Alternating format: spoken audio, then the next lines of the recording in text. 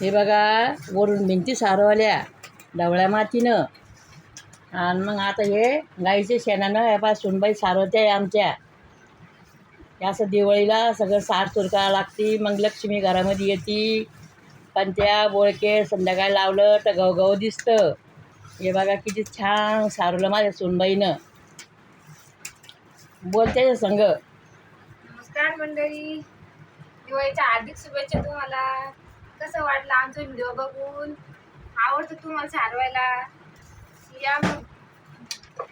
गावाकडचं वातावरण खूप वेगळं असतं. आता सकाळीच आम्ही भिंती सारून घेतल्या वरतून, आता खाली शेणानं सारून चालू आहे. आमची दिवाळीची तयारी चालू आहे. तुम्हाला कसं वाटलं सांगा मला कमेंट करून. परत एकदा तुम्हाला दिवाळीच्या हार्दिक शुभेच्छा.